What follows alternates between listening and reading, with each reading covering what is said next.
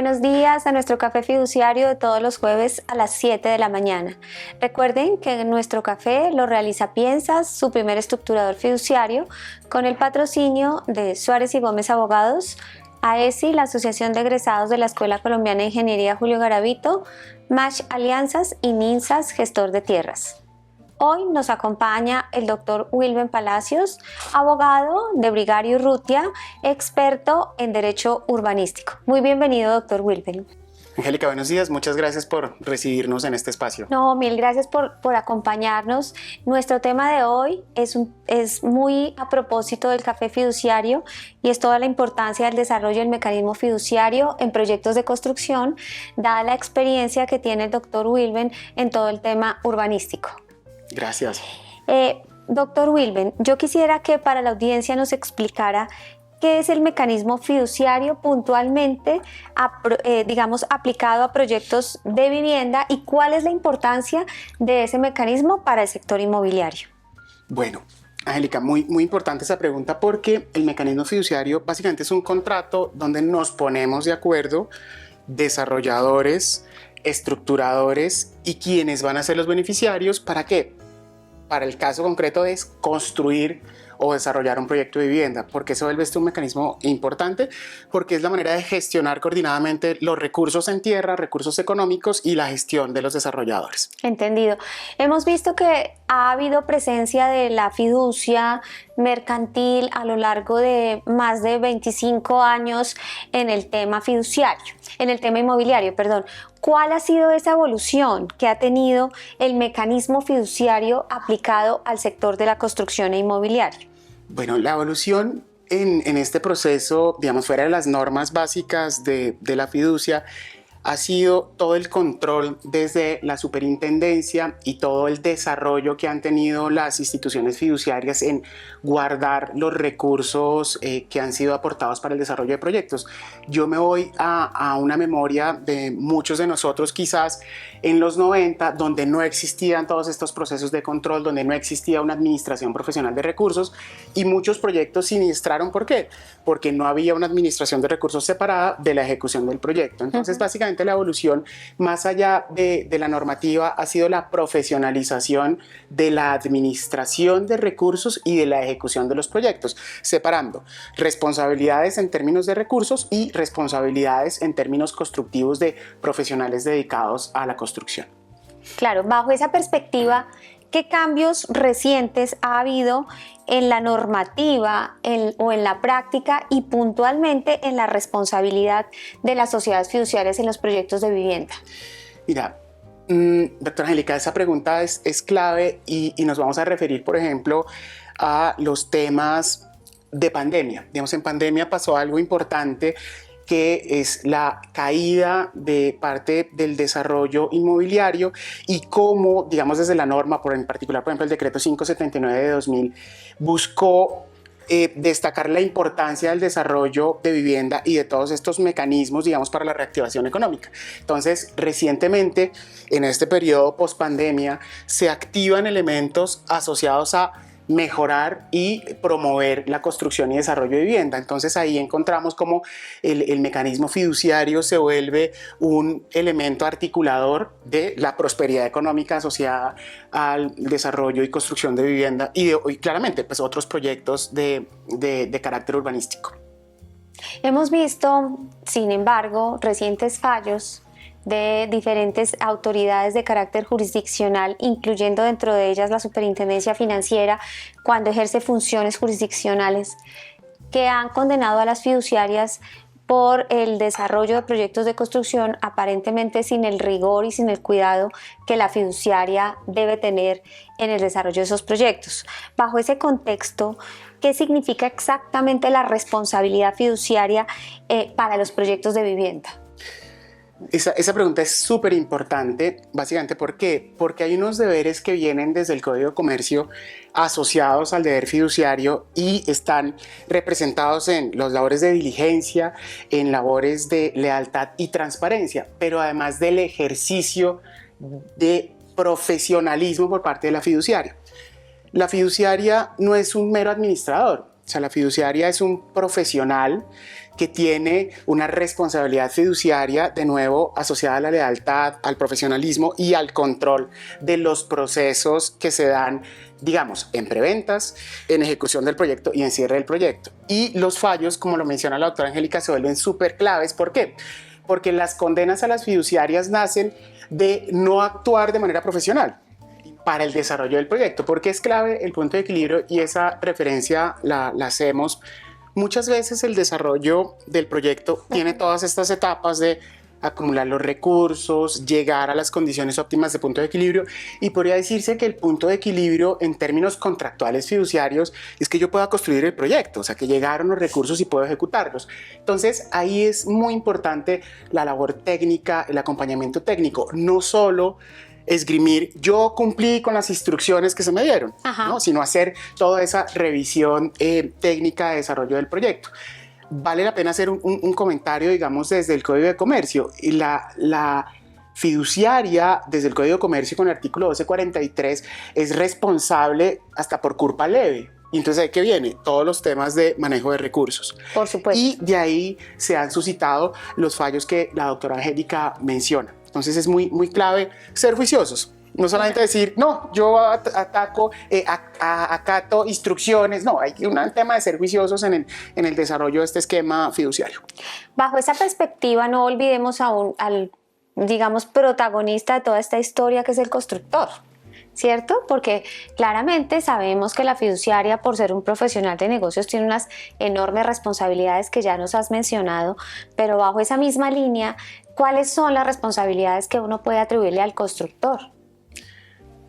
El constructor tiene unas responsabilidades muy fuertes, y las responsabilidades muy fuertes son ejecutar el proyecto, cumplir con los cronogramas, cumplir con los diseños, cumplir con todos los procesos y presupuestos que se dan para el tema constructivo. Hay algo que la experiencia nos ha mostrado, doctora Angélica, y usted me corregirá, pero muchas veces los constructores transforman y modifican los proyectos en ejecución sin hacer la tarea juiciosa de modificar las licencias, ajustar los temas urbanísticos y hacerle seguimiento correcto, o se olvidan del uso de tecnologías como BIM. Entonces no articulan los eléctricos con los hidráulicos, con los estructurales, y eso genera reprocesos y gastos. Entonces hay una responsabilidad fundamental, que es cumplir con la normativa, seguir los cronogramas y ser muy estrictos en la ejecución de la obra. Eso creería yo que es lo fundamental, doctora Angélica. Ok. ¿Y cuáles son los principales beneficios que aporta la inclusión del mecanismo fiduciario en toda esta cadena de valor para todos los partícipes? Vale decir, los adquirentes de las unidades inmobiliarias, los constructores y los promotores, etcétera, etcétera. ¿Cuál es como ese beneficio que tiene el que haya una fiduciaria en la mitad de todos estos actores? El beneficio principal es la transparencia. La transparencia en el manejo de los recursos, la transparencia en la ejecución del proyecto y la calidad de la información. Pero todo esto pasa si desde la fiduciaria hacemos las tareas con la debida diligencia, con el cuidado, con el profesionalismo. Eso requiere tener, creería, una versión 2.0 del servicio de atención al cliente. ¿Sí? El servicio de atención al cliente implica, hay unos bienes fideikomitidos, hay unos recursos fideikomitidos, y viene el desarrollo del proyecto. Muchas veces hay silencio absoluto. Silencio. ¿Y cómo va el proyecto? No, ahí va. Nosotros, digamos que nos hemos enfrentado con la siguiente situación, y es que para los clientes, los adquirientes de las unidades inmobiliarias, a veces como que la fiduciaria se vuelve allá un actor inaccesible. Entonces, y la propia constructora en muchas oportunidades también nos dice que es difícil el contacto, digamos, cercano de la fiduciaria. ¿Usted sobre eso qué piensa? O sea, creo que hay un reto muy importante para las sociedades fiduciarias. ¿Cuáles cree que son los principales retos o riesgos asociados a esa implementación de los mecanismos fiduciarios? De nuevo, los principales retos están en manejo de información en tiempo real, con una claridad de información para el adquiriente y sin poner de escudo el contrato de fiducia. Entonces, lo que pasa es que se pone de escudo el contrato de fiducia y se dice que usted tiene la calidad de beneficiario en restitución de área y entonces espere que esto no ha pasado a que usted se vuelva beneficiario en restitución. Ahí el reto es tener una información clara. Es que el contrato interpartes, cuando se constituye el mecanismo fiduciario, no puede ser óbice para que los terceros estén informados. Entonces, el reto, para reiterar, es información, calidad de la información, veracidad, y cualquier proyecto puede retrasarse. Está perfecto que un proyecto se retrase, Sí. pero si el adquiriente está informado del retraso, Está tranquilo. está tranquilo. Es ¿sí? verdad. Si los recursos que fueron entregados son administrados correctamente, están tranquilos. ¿Qué pasa muchas veces? Voy a citar un ejemplo sin nombre. Sí, por favor. Y sin ciudad, pero pasa, por ejemplo, en desarrollos de segundas viviendas en Colombia. Esos desarrollos de segundas viviendas se toman mucho tiempo. Y como Segundas viviendas se refiere a la viviendas vivienda de como descanso, ok. que tiene muchas familias que hacen el esfuerzo de adquirirla, Así es. y como son segundas viviendas, no existe una presión, ¿sí? No existe una presión por parte del desarrollador de cumplirlas en tiempo porque se entiende que son segundas viviendas. Ok. Pero hay familias que ponen gran parte de sus ingresos ahí y entendemos que hay regiones donde las cosas se demoran, pero no importa. Comuníquele, estamos demorados, vamos en este avance de obra, estamos en este proceso. Entonces creo que el reto más importante es ese. Otro de los retos es que el adquiriente entienda el mecanismo fiduciario.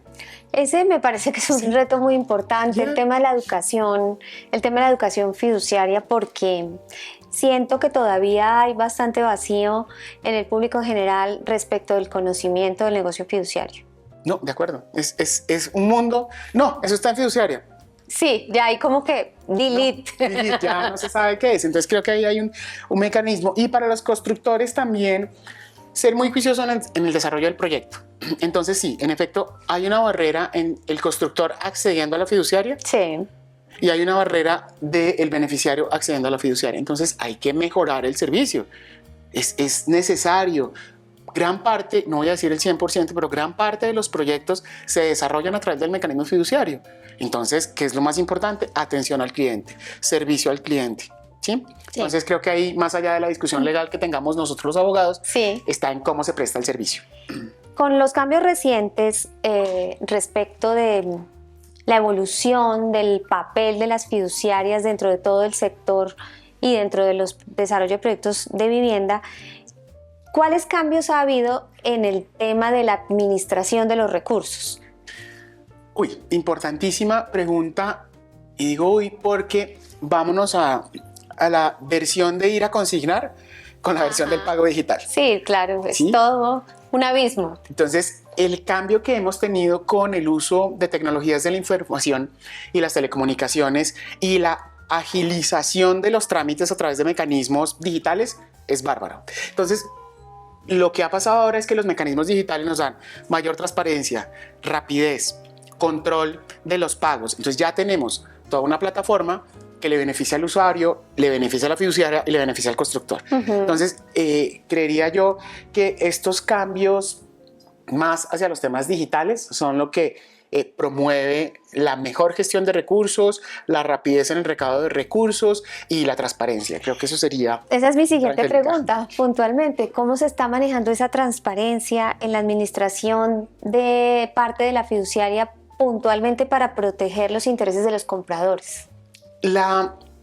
Ahí hay un punto clave que es el uso de plataformas. Entonces el uso de plataformas nos ayuda a concentrar la información y tener todo el recaudo de información en un solo sitio y ver dónde están los recursos. Entonces sí, el uso de plataformas necesariamente ha sido una versión 2.0 o 3.0 que han usado las Claro, fiduciarias. además que le permite a los beneficiarios de área, a la constructora, acceder a, como lo dice bien, a una plataforma y verificar el estado del manejo de sus recursos, ¿cierto? Sí. Obviamente no todas las fiduciarias tienen ese grado de tecnología, ¿no? Hay unas que están un poquito más avanzadas que otras, pero siento que todo el sector sí promueve el avance en ese sentido de forma tal que sea mucho más transparente la administración de los recursos. Pero ahí yo pienso que tampoco se puede volver en una barrera de acceso, porque hay muchas personas que no saben manejar los servicios tecnológicos pues de una manera moderna y eficiente. Entonces ahí pienso que también las fiduciarias tienen que ponerse un poquito en los zapatos de quien es su cliente en particular y de esa manera también brindarle la asesoría que requiere. No, eso es innegable. Y es innegable, empecemos por el SAGRILAFT.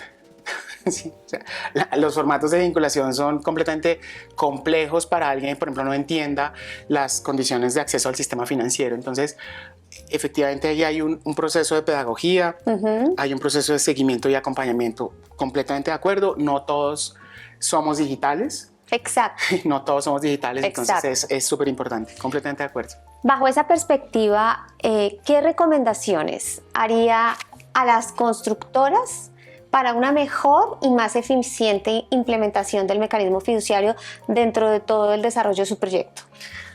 Lo primero sería que se olviden de los formatos. Digamos que los formatos ayudan mucho a agilizar los procesos, pero muchas veces los formatos no hablan del proyecto.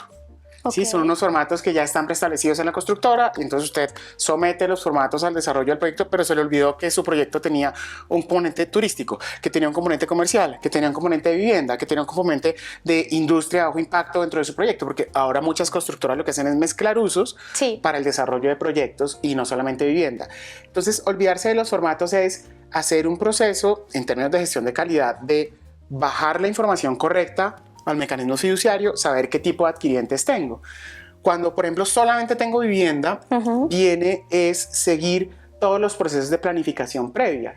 Y procesos de planificación previa es, claro, yo puedo capturar recursos sin que hoy exista una licencia de construcción, pero debería yo tener un tema técnico muy afinado.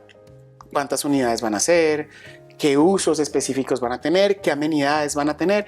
Para que no se vuelva después una discusión a futuro, que es la que vemos, digamos, en los equipos legales, es, falsa publicidad, publicidad engañosa, usted no cumplió con lo que prometió. Con la promesa de valor. La promesa de valor. Entonces, de acuerdo. Desde el mecanismo fiduciario hay que coser la promesa de valor y eso requiere seguimientos. ¿Puede cambiar la promesa? Claro, la ajusto y le informo a mis adquirientes. Entonces, con eso el adquiriente está muy tranquilo. Y evitar los retrasos. Hay un punto en el término de retrasos que le pega, por ejemplo, a vivienda de interés social y prioritario, que está asociado al costo. Como están en salarios mínimos, de acuerdo, por desgracia, parecería ser mejor que me demore. Claro, porque sí, se va indexando. Sí, se va indexando el valor y termina una vivienda que valía en su momento 145 millones, valiendo 195 millones. O sea, me hice una ganancia, digamos comillas, de 50 millones. Claro, no es ganancia por los costos y demás, pero creo que ahí es todos los temas de planificación previa hacia los constructores. Seleccionar fiduciarias 1A. Yo creo que todas las fiduciarias son muy buenas. Claro, ¿sí? Básicamente pienso que tengan experiencia. Que tengan experiencia. Sí, que en el desarrollo de proyectos de construcción. Sí, que tengan experiencia, cumplir con todos los requisitos legales, técnicos de cada jurisdicción. Siempre es importante, muchas veces se hace el esquema fiduciario, se hacen las ventas y el constructor no sacó el permiso de ventas porque se le olvidó, porque era otra jurisdicción, porque el formato no funcionaba. Entonces simplemente es eso y una comunicación constante. Creo que el reto de todos los que estamos en este desarrollo de la cadena de valor de la vivienda, comunicarnos, hacer pedagogía, como lo mencionabas, Angélica, hace un momento, en términos de explicar el mecanismo fiduciario, explicar las responsabilidades, que el constructor vaya contando cómo hace un proyecto. Creo que esos son los retos que nos ayudan a que este proceso, que hoy gran parte, como lo mencionábamos, lo utiliza para el desarrollo de proyectos de vivienda o industria o demás, se vuelva pues un estandarte en este proceso de desarrollo. Entonces creo que ese es como los retos, bueno, muy pues, resumido.